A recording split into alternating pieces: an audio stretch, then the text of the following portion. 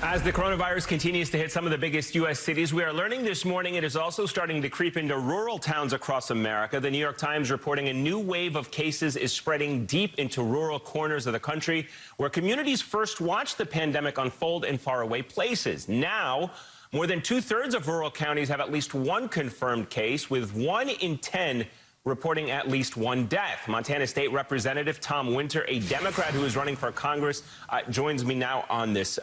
Thank you so much for joining us, Mr. Winter. Let's talk about really quickly about the biggest challenge that is facing rural communities in your state, where people might have to travel hours just to see a doctor.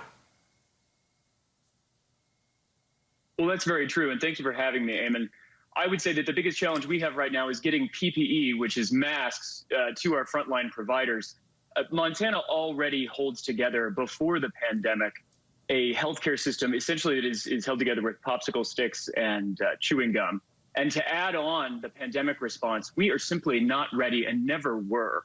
And so we have, I mean, if I were to walk outside my cabin here and to fall on the ice and spiral fracture my femur, I would have to take a jet ride to Seattle to get definitive care. We have people, driving 2 hours just to get to the ER. And in that case now, on top of that, the coronavirus response requires people to get PPE. So I'm getting calls from coroner's offices, sheriffs, volunteer EMTs. They do not have masks to protect themselves while they help us. So our campaign purchased masks to donate. Yeah, and I wanted to ask you, are you having a hard time in rural areas? I mean, we've heard this from the governor that the states are competing with each other. So when you're going up against a New York and a California, Florida, Texas, it's hard to get some of those ventilators and respirators when you're a rural community or a rural hospital. That's very, very true. And look, our governor, Steve Bullock, is doing everything he can and doing the best job possible. The thing is, we only have 1 million people. We're nearly a 30th the size of California. We do not have the purchasing power on the open market in order to purchase these needed supplies. And the idea that the Trump administration, which is just completely missing in action during this, believes that we should all be bidding against one another is going to lead to lost lives and bad outcomes out here in rural areas like Montana. And that's my community. I can't let that happen, and none of us can out here. You say that Native American reservations within Montana also face the most daunting shortages of all. We certainly should not lose sight of that. Native Americans suffering from disproportionately high rates of diabetes, heart disease, and other conditions that put them at greater risk. How are you working with tribal communities in your state to protect them from this pandemic?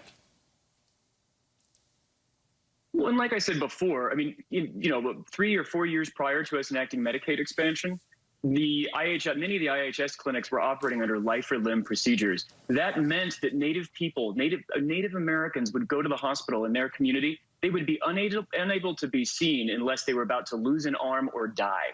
And that is the baseline that we're working with and trying to work better from. Now, everyone who works in Native health and Native clinics, they're doing everything they can, and they're dedicated people for their communities. But the thing is, they still don't have enough masks and PPE. So we're donating as much as we can and trying to highlight the fact that these health disparities, come from decades and centuries of institutionalized racism, truthfully. Yeah. And neglect. Montana State Representative Tom Winter, thank you very much for joining us, sir. Appreciate your time and insights as always. Thanks for watching this hour of MSNBC Live. I'm Ayman Mohyeldin. After a quick break, more news with my colleague Craig Melvin, live from St. Patrick's Cathedral here in New York City.